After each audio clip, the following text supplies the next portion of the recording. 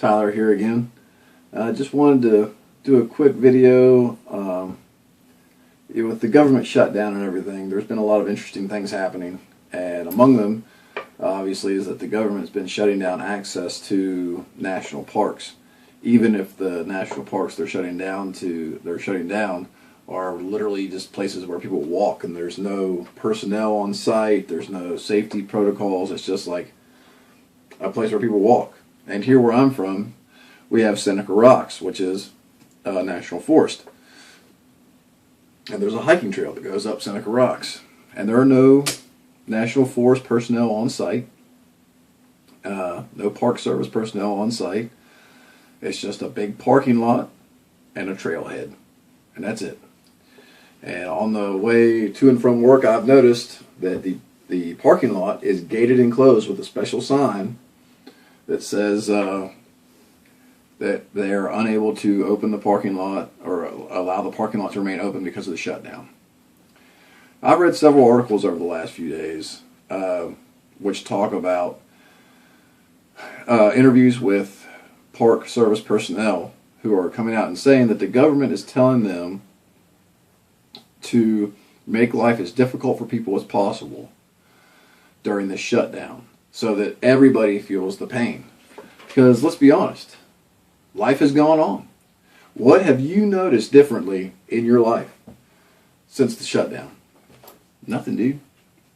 Nothing. Because we don't need a strong federal government for life to go on.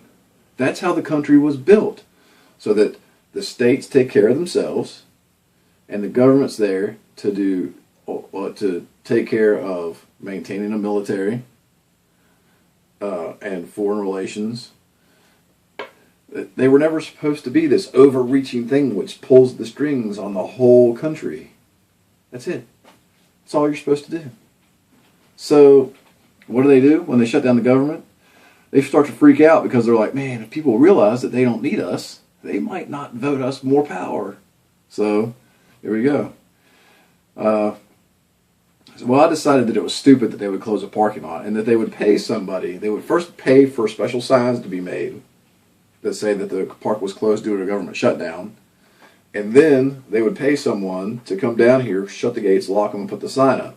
If the whole thing is about money and about the budget and about how we're close to the debt ceiling, save your money and let the parking lot stay open. And I'll tell you this, the National Forest campground, which people have to pay to use, is still open because people have to pay to use it.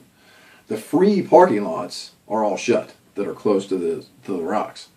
So I emailed my congressmen, the senators, and the one guy's email was actually closed. His website was closed because of the shutdown. And the other senator, Senator Manchin, if you're pro-gun, you may remember him for the Manchin to Me bill that was introduced to the Congress during the gun control everything. But anyway, so I got an automated response from his email.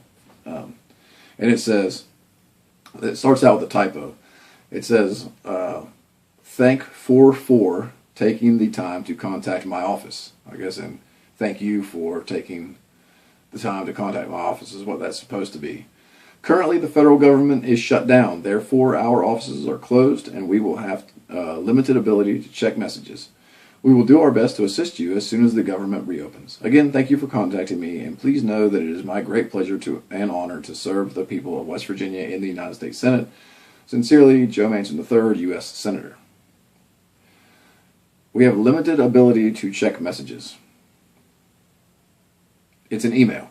Do you have a computer and internet access? Then you can check messages. Okay.